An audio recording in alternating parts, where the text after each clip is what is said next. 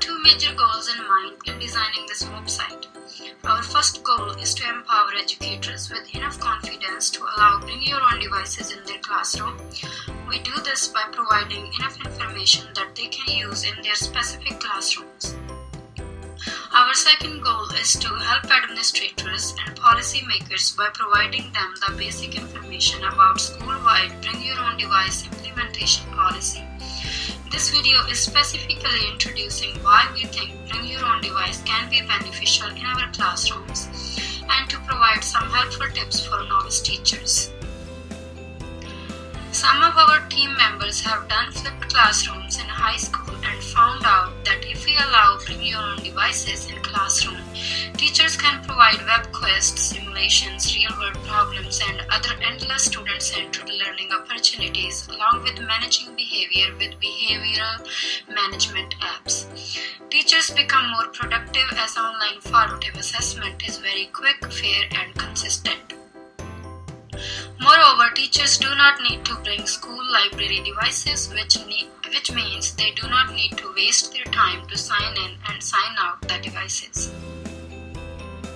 In addition, students like their personalized devices and could use class time more wisely if trained properly. For example, instead of drawing a mind map with pen and pencil, a group of students can use an app on their individual device, which is less time consuming and more collaborative. Moreover, instead of writing a test, students can choose from a diverse range of tools to make their learning visible. For example, instead of writing a lab report, students may make a video of the experiment and explain the results. They can instantly add their achievements to their online portfolio as well. There are never-ending opportunities available if students and teachers are trained properly and have genuine motivation to use bring your own devices in their classrooms. However, we suggest starting with small steps. Instead of doing a complete overhaul of the traditional classroom, start using bring your own device activities once or twice a month for a small period of time.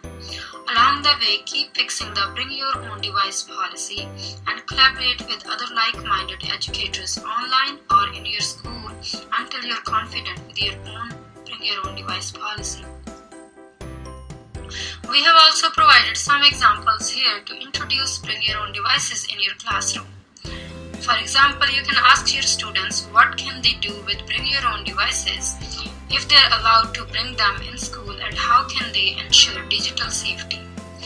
This will give them ownership of bring your own device classroom management policy. They can also brainstorm which apps or websites can be useful for a particular assignment. If you have a blog or website, then group projects may lead to even more meaningful social interactions among students even after the class. But we think individual accountability plays a huge role in any group work. Thus, all students should have their own set of tasks. For example, during a group project, along with working on their own part of the assignment, they might play an important role to make the team successful. For example, team leader ensures smooth functioning of the group work, organizer divides the task, presenter uploads or presents the assignments, and reporter explains what the group has learned so far.